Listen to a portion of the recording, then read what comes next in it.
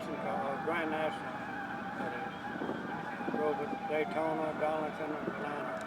At Daytona, I drove for Johnny Hips out of Gainesville, Florida. It was a 65, 64 Chevrolet, I think. That was in 66. And we run Darlington. No, let me see. Atlanta, I finished 8th in Atlanta with the same car. I run at Darlington, and I run in 10th, and I blew the engine. Last time I drove the car.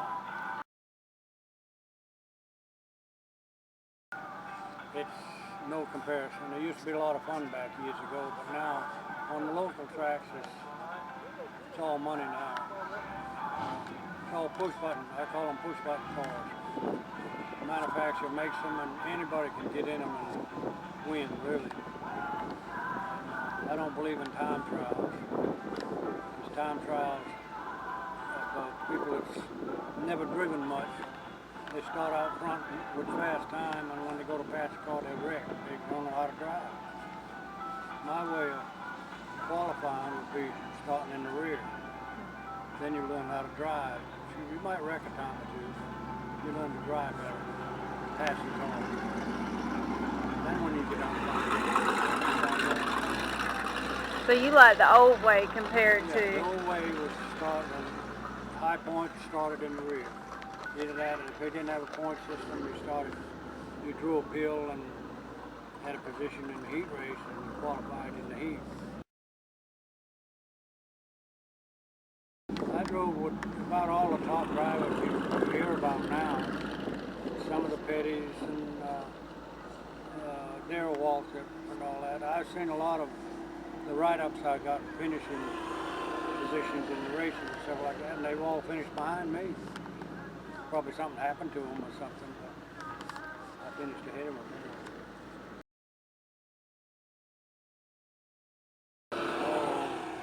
Probably the best thing or the most amazing thing would be the first time we run at Daytona compared to a short track. That was a 2.5-mile high bank track that you couldn't walk up on in the turns or walk down. You slid down and you had to crawl up on the track. Real high bank. But everybody was amazed at that track. After running a short track. But I've driven down there on a Saturday in the modified races, and then come back during the day, and then come back to Jacksonville, and I thought I was on the same track running wide open. I'd forget to shut off a lot of times. It happened to a lot of people after running Daytona. Daytona run flat grid all the time. Well, I don't like the big track. There's not enough racing. The turns is all right. You have to watch the wind a lot. The wind carries you around. That first year running with that 37 coupe, that was like a paper box going through the air. I mean, there's no air control over that at all. But out of Chevrolet, it was pretty good. I went to the beach, but I was riding in a safety car picking up drivers that broke down up and down the beach. I always wanted to go because I heard about it. I lived in Columbus then. I heard about the beach, and I had all kinds of ideas about what to do with a car down there. I never did get a chance to go. So I made a call to go to the big track. Down here, most competitive, I think, it would be Harvey Jones in Tallahassee. He was pretty consistent. Him and I raced a lot together. I drove his car for 6 weeks at one time. Did y'all have a lot of run-ins on the track? Quite a few. Quite a few. How did that end? He just done a lot of talking, raising sand, stuff like that. Nothing ever comes out of it. People held you back and wouldn't let you touch each other, you know.